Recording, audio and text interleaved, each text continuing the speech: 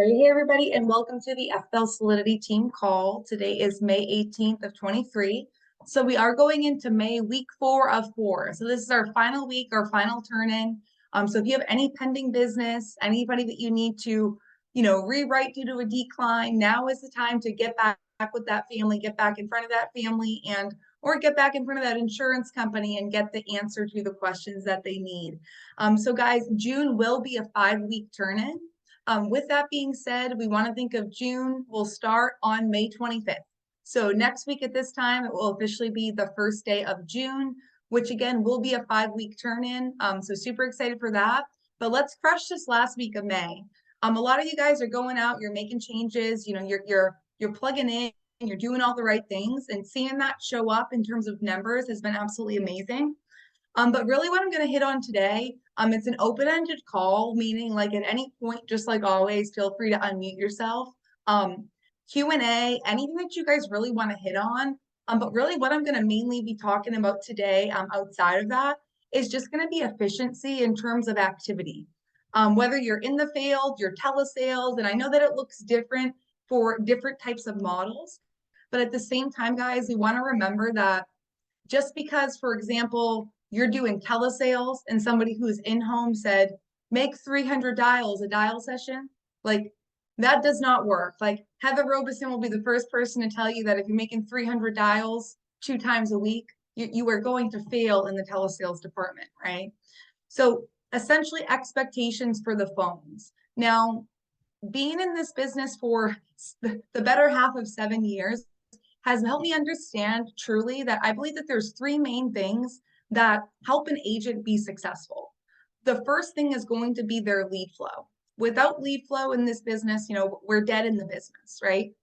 The second thing is going to be their schedule. And essentially the third thing is going to be phone skill.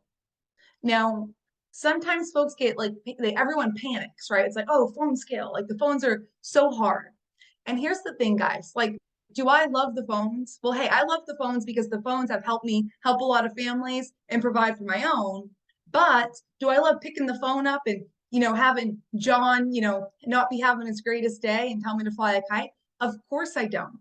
But at the same time, we have to realize, guys, without objections and without being essentially declined by somebody and being okay with that rejection, right? That self-rejection, like that's going to help you get to the next level. When I first started dialing, and I'll never forget this because I was 20, but like regardless, I feel like I was pretty thick-skinned to a point. But when I first started dialing, I literally was personally offended. Like I say that because if you're on here and you're a newer agent or you're just in like a rut right now, stop taking things personally. They don't know who you are. They simply don't. They're not talking bad about you. They're having a bad day. So stop taking things personally. When we can do that, it's going to really remove a huge barrier from the phones, right? Guys, and not to talk on and on and on about nothing because I'm not going to do that. But what I am going to say is I have folks come to me and they'll say, I want to do telesales, right? That's awesome because we got people like, Coletti on here crushing it on telesales, right? However, now if Coletti was in home and she wasn't dialing or booking her appointments and she wasn't doing her thing and she came to me and said, I want to do telesales. I'm going to say, Coletti, like me and you both know you're not working, right? And that goes for everybody. Guys, we have to realize that telesales is an awesome avenue. But in order to do telesales, you have to be extremely, extremely disciplined with your time. And seeing that example, honestly, through Heather, particularly, has been amazing. Because Heather is on, she's doing everything. You go on her Facebook, Heather looks like, like she's a celebrity. And I love it. Right? But the thing is Heather's still working. Like Heather is still very structured. Heather is still on all the calls. She's plugging in. She's making sure she gets her work done. So guys, my point is telesales is not an out, right? Telesales is actually saying, I'm committed to learning something that might be a little bit more difficult, but I'm committed to that process, right?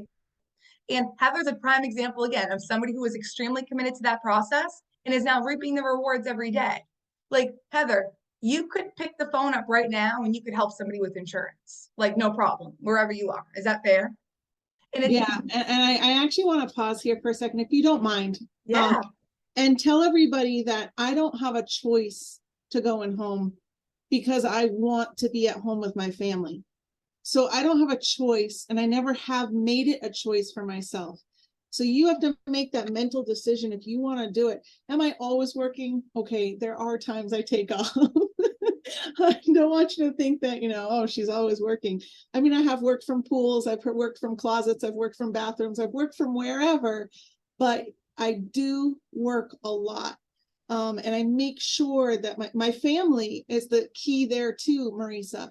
I mean, last night, oh my gosh, I had hit a record for myself. And they're like, there's still time in Alaska for you to call. And I'm like, dudes, I need sleep. Right. like that's my family, is they see they're reaping the rewards as well by the things that I get to do for them. So I just wanted to pause and say that, and I appreciate you letting me. absolutely. And, just like Heather said, like, I don't have a choice because when Heather came in, she's like, I want to do things virtually. And this is why, right? I want to be able to be with my family. I want to be able to take breaks in between the day and help the boys with this or do this, with my husband or take a walk or whatever it may be. But again, it's very structured and scheduled. So for Heather to say, I don't have a choice, it's like, does Heather have a choice? Like, sure. But in Heather's mind, what she's saying is, I made a commitment to myself and my family that I do not have a choice. I'm working from home and I'm going to make it happen. And you went ahead and you did that, Heather. So I love that. Now, guys, in terms of just the phones, generally speaking, across the board, some questions that are important to ask ourselves, like when we're having those off dial days, or we're just kind of like, what is going on today? Are how many dials have I made this past hour? And here's what I'll say. If you're not making 30 to 40 dials an hour, please consider an auto dialer, or please just realize you can absolutely dial faster. And I don't say that to be funny or rhetorical. I say it because it's the dead honest truth. If you're calling somebody and it goes to voicemail, it takes about 24 seconds, right, to let it ring 3 times and go to voicemail. We don't need to hear Mary's voicemail all 3 times, like, hi, this is Mary. Like, hang up the phone and make another dial. Use that time wisely. And I think that that's huge because sometimes we can feel like we're working all day, but like we took all day to get to work, if that makes sense, right? We thought we're working all day because we're looking at the leads, we're in front of the computer, and we booked a couple of appointments, but did you work all day or did you take all day to work? And you have to ask yourself that question. It's really, really important. So guys, if you're not using a power dialer, I don't care if you're in home, you're telesales, you're virtual, you're hybrid, you're all of the above, get a power dialer, or please make a commitment to yourself to start dialing 30, 40 dials an hour. And look at the time blocks. Like, so if you're in home and even telesales, look at things through time blocks, right? Sitting in front of a computer screen for, 6 hours, like, is not going to be the funnest, time of your life, if you will. But if you break it up into smaller increments, like you say, okay, I'm going to dial 8 to 12. I'm going to sit in this chair. I'm not going to leave until 12 o'clock, no matter what. And you dial 8 to 12, and then you take a little break, and then you do another 4-hour dial session, maybe from 3:30 to 7:30. That's going to structure your day so much better than if you sit there on the phones taking all day to dial but not getting the actual reps in. It's like going to the guys, it's like if you go to the gym and then like you just like, and by the way, like I've done this before, like I'm completely guilty. I've probably done it too many times in my life, right? You ever go to the gym and like you have all the best intentions in the world, and then you get there and you're like chilling in the locker room for like 20 minutes, like changing your shoes. And then like you're like, oh, I'm going to change up my workout this week. Maybe I'm going to incorporate a little bit of yoga. It's like, and you're just like redoing the whole gym process versus going in there and saying, I committed to myself that I'm going to work out for 30 minutes and just working out for 30 minutes. Instead, we dilly dally and take 30 minutes to get started on the workout that's going to take 30 minutes, right? Same exact thing is applicable in this business, guys. Use your time wisely. Literally, your time is money, truly. Like when we're talking about business hours and money making activities, your time is truly money. So it's like, if your time's money at 9 a.m., how much money are you worth? And we have to ask ourselves those hard questions. And the reason for that is because there's typically not going to be somebody that's going to ask us that, right? Being self-employed, I can't say, Rami, you have to do A, B, C, D, right? Rami's going to do what Rami wants to do, right? And that goes for everybody else, as you should. You also have to take accountability when things are not going your way to try to correct them, right? So, biggest thing that I could learn or took away in my first dial session in the insurance industry 7.5 years ago was, if you're not making 30 to 40 dials an hour, you're not going to have enough appointments ever. It's just not going to happen. It's impossible with the amount of time that you have. And then again, incrementally working. If you say, I'm going to work all day, I'm going to work 12 hours today, I hope you dial for 12 hours if that's what you have to do. But at the same time, it would probably make a lot more sense mentally too, to work 8 to 12, take a little pause, do something in between that makes you feel good. Like, I know, like, Heather goes for walks sometimes. I'll run out and grab a coffee. Gianna and Rami will run out and grab lunch. Christina will run out and grab fruit at the store because that's all she can eat. No, I'm half kidding about that. But my point is, though, is that when you're breaking up that time with something that's not a negative experience, if you will, it doesn't matter what John said to you on the phone earlier. Like, you literally don't care, right? So take those small breaks. They matter and they help you mentally, right? Another thing, a pitfall, I guess, to avoid, no matter, again, I'm talking all platforms right now, guys. No matter what platform you're working, is over analyzing the lead type. Now, this is something like I'm great at. So if you ever want to really overanalyze your lead type, call me and bring me back to a year ago and we'll really overanalyze it. No, I'm kidding. I would never do that because it hurt me, right? So overanalyzing your leads and being like, oh, well, this guy, people named Taylor are usually really rude. And it's funny until you have a lead staff. And it's like, no, you actually start making up excuses in your head for each and every lead, right? You'll be like, oh, I'm going to wait on this one because, they're 42, so they're probably at work. So I'm just going to call them tonight. And then you don't call them. You're just sitting there over analyzing all of your leads, right? Or you're waiting until the day of to print. Now, I'm guilty of this, but it's literally the worst thing you can do. I always talk about printers. They have a lot of problems, printers. I don't know why we haven't been able to lock that in 2023. But in all seriousness, if you're printing your leads out, make sure they're printed the night before. You don't want to have to deal with the printer in the morning. Then you're already agitated before you're getting on the phone. You're not getting on with good vibes, right? And then thinking about what audios or videos are you watching today that are going to help you improve in said area. It might not be the phones. Maybe you're great on the phones. Maybe you crush it on the phones. But then maybe when you get to that appointment, it doesn't look so hot, right? So you got to find out where your areas of strength are and where your areas of weakness are. Another thing that I would say is important is tonality. Now, last week we had Aphrodite on the call with us, and she talked a lot about tonality. Guys, there's a lot of things that we can say, but it's always coming back to how do we say them, right? Essentially, if I call Christina and I'm like, hey, Christina, and she's like, yeah, right? And this is a random person. I'm going to be like, this is Marysa, right? I'm going to give her the same tone back for that first probably 20 seconds. And then I'm going to simmer it down a little bit because I want to match and mirror with her. But I also want to make sure I'm calming her down, right?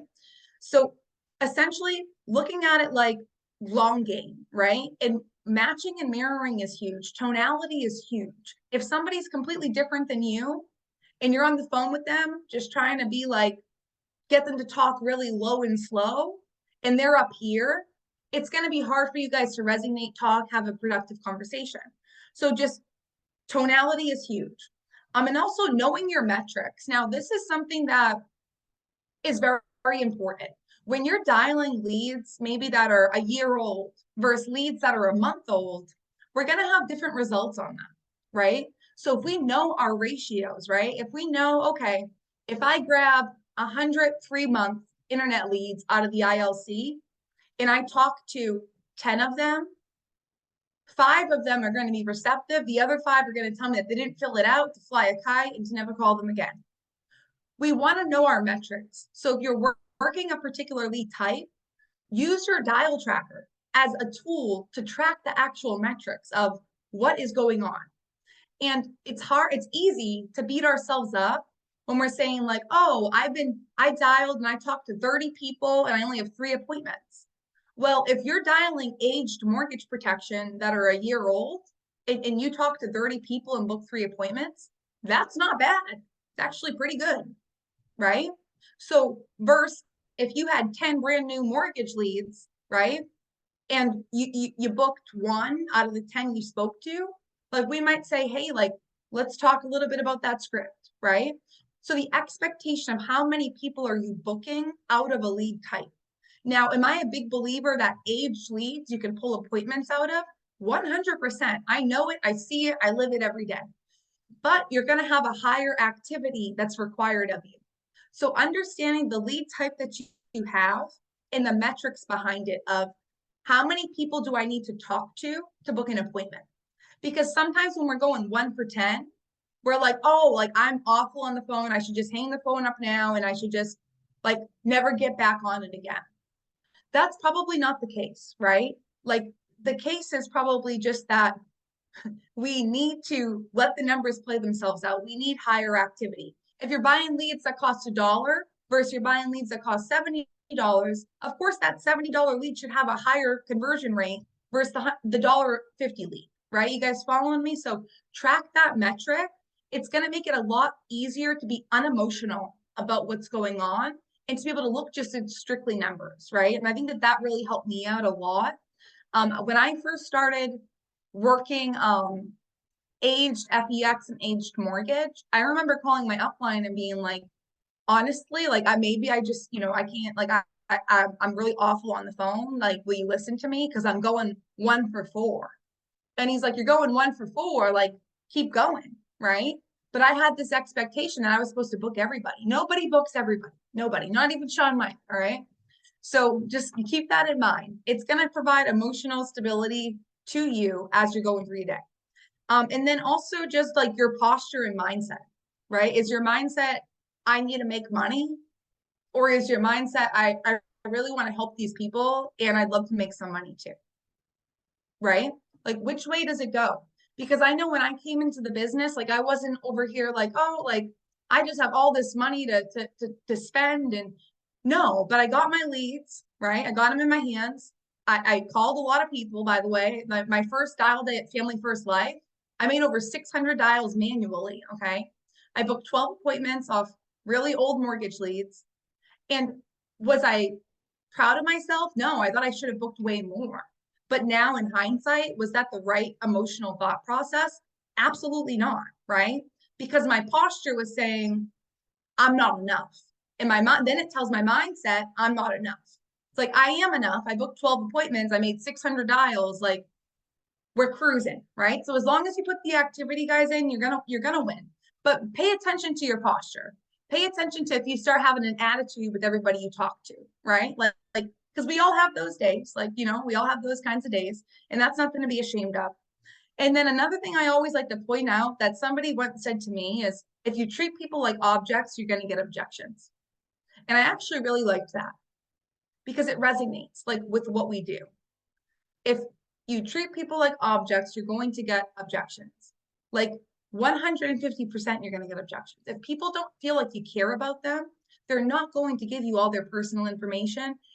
And they are absolutely not going to trust you if something should happen to them to make sure their family is being properly taken care of with that insurance company, right? You want to remember you're selling yourself and then you're selling the product. They have to like you first, right? So those are just a couple things I wanted to hit on. And another couple things in terms of phones that I will just quickly hit on is if you're having trouble with the phones or you're getting hung up on or whatever it is, role play your script and record yourself. It might be the most painful thing that you do, but it's going to be the most helpful thing that you can do. Listening to what you're actually saying is huge. For example, guys, and I'll share this with you all because I love y'all. And this is the point of the call is we're all getting better every single day. I had put on some live transfers yesterday. And as you guys know, I'm not well-versed, in telesales, if you will. And I was like, okay, like, I'm just gonna go with the flow, right? Like, I'll calm, cool, and collective. Listening back to these audios were some of the worst things I've ever heard. I'm like, where did you get that, Marysa? Like, who told you to say that? Like, no one did, right? I was freestyling, right? I was on like script 1, script 2, script 27. Like, and I realized, and this is what I realized, guys, was I indeed did not have a process yesterday. My process was I was freestyling it, right? But in my head, I was like, how did I just talk to 5 people? I only helped one lady, right? Like my thought process was, how could this happen? Right. But then I listened back to it and I was like, that's exactly how it happened. So sometimes recording yourself, it's painful, but it's literally the best teacher that you could ever ask for. Because I can't tell you what you said or what you didn't say, but the recording will. And the recording's going to tell you how you said it too. And that's my best part. Like, guys, I wish I could drop the link, like, just so you guys could be like, okay, wow, hashtag anyone can do this, right? Because I just sounded so confused and uncertain of myself.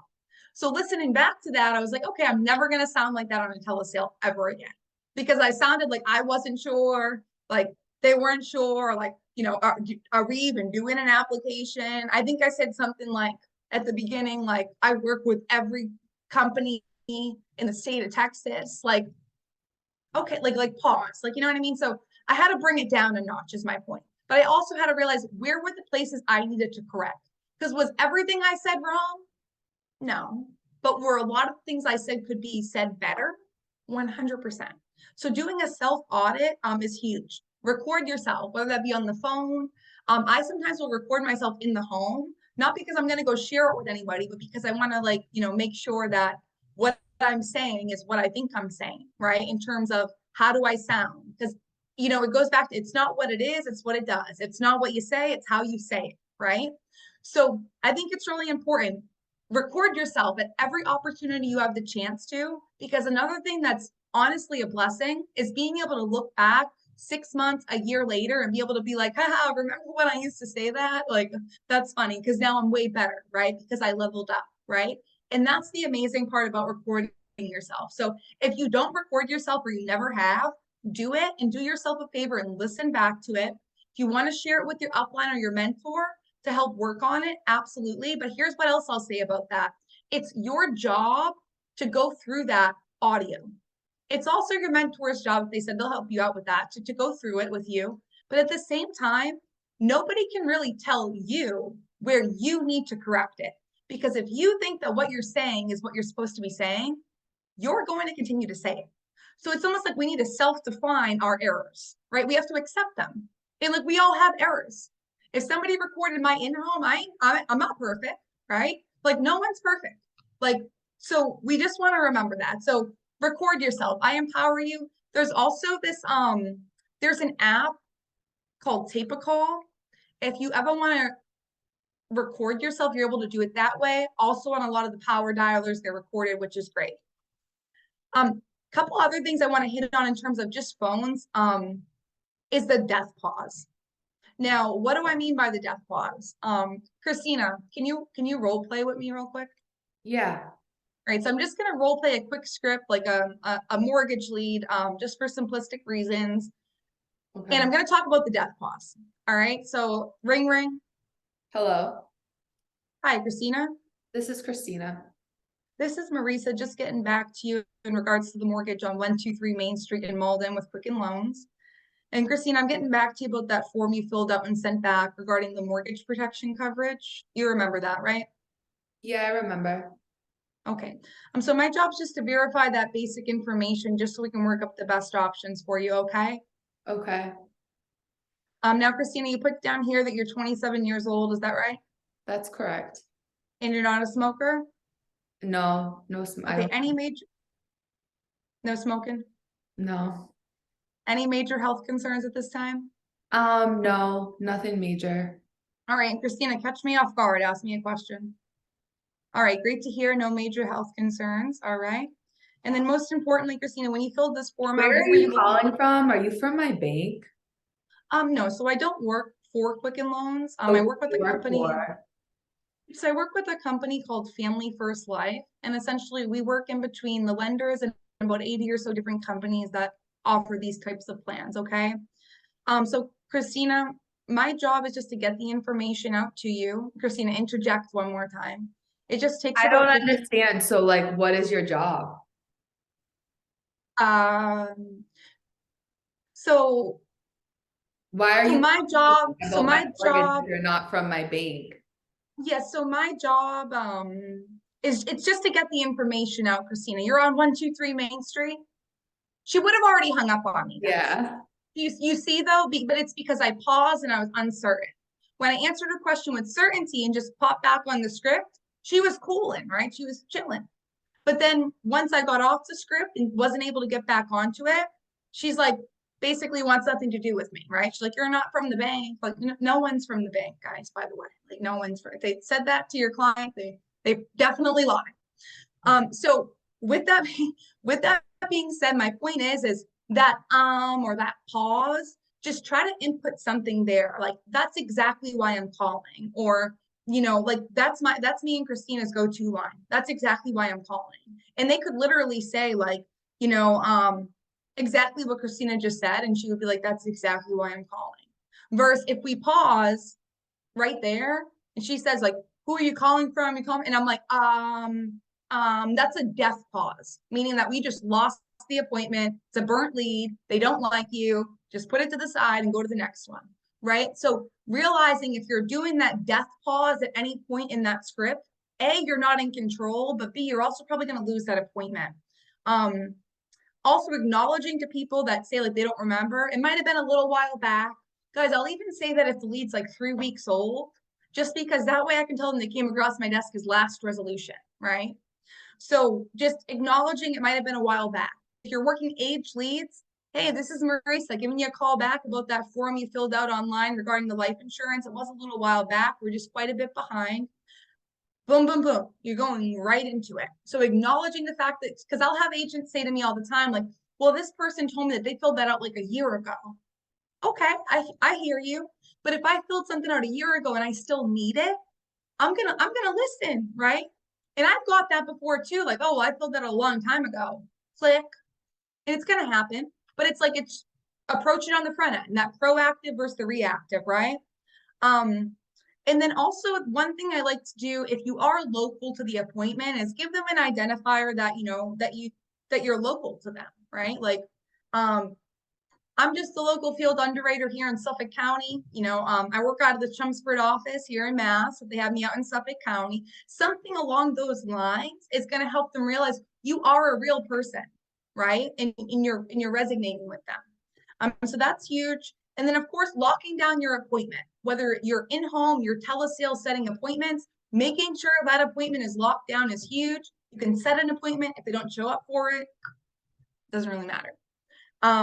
So guys, that's predominantly really what I wanted to hit on is just the importance of lead flow, the importance of phone script, right? And the importance of schedule. If you can master those three things, it might not be overnight that you have this crazy success, but you will start seeing a lot more success than when you're inconsistent.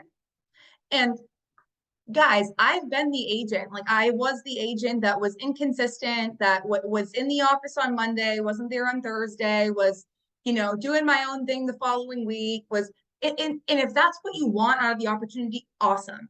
But if that's not what you want out of the opportunity, start showing up for yourself. Like you can't knock the opportunity if you're not even showing up for you. Right? Like you can't be like, oh, the leads don't work. Like you didn't even dial the leads, right? Like I don't feel mean to say that. And I just say all this with, we all have the capability of learning, right? Like we all have the capability of acquiring a skill. And I think it's really important that everyone on this call, including myself, remembers that, right? Like no matter what it is, if you want to learn it under the sales umbrella, if you will, I don't care, telesales, Zoom, how to do a Zoom in someone's house. Like, I don't care. You can freestyle it, right? But you have a skill set. All you have to do is build on that skill set. And when you're in a schedule, you have your lead flow, like the skill set's going to build. right? The skill set is always building. Every single day, till this day, I'm still learning new things. So no doubt that like we all can be. But that's really what I have, guys. And just like, hey, if you're not committed to bettering yourself, try to make that commitment to yourself today. Again, not for me, for you, right? Like for yourself, like to be a better version of yourself. And this is what I'll kind of end with, and I'll open it up for some questions, comments, concerns. But the people that I personally know in this business and that are doing well in this business, or I've had the chance to get to know now over time working with them, like they're typically the people that they've had trials and triumphs in their life. They've went through some obstacles. And here's what they know is that they can work themselves out of them, no matter what they are. And that goes for all of us, guys. And sometimes it's like easier said than done. And I get that piece to it. But at the same time, guys, we really have to, recognize that if we don't make a commitment to ourselves, nothing else matters. You can call my phone and tell me 27 things you're going to do until you do them, right? Like we can't make you do them. So guys, I really just wanted to lead with that. And honestly, I wanted to make it a nice, quick team call, but I wanted it to be effective. So if you're struggling on the phones, you're struggling in said department, I empower you to go ahead and find 2 videos this week that you're going to focus on. And you're going to learn from those 2 videos. I don't care who made them. I don't care if it's how to door knock better. I don't care what it is, but 2 things that you feel like you need to do a little bit better on. And I challenge everybody on this call, like, let's find those 2 audios for all of us. Everyone find your 2 audios and listen to them. If you can have that in a weekly regimen, your skill set is going to build up so much faster. You're going to fly by people that you didn't even think you could compare to, right? And seeing the people, just to quickly go back to this, that I know personally in this business, or I've had the chance to really get to know, that are thriving in the business or doing well in the business, like they're able to control the schedule. They're able to control their mindset to a point. Like no one's perfect, by the way. Like I have moments where I'm like, right? Like, and that's normal. If I didn't, I'm not a person, right? But at the same time, guys, we want to make sure that whatever we're having trouble with, A, reach out if you need help. But B, you have to be the student. You have to be the student. You have to show up as the student. So do I. So does everybody else.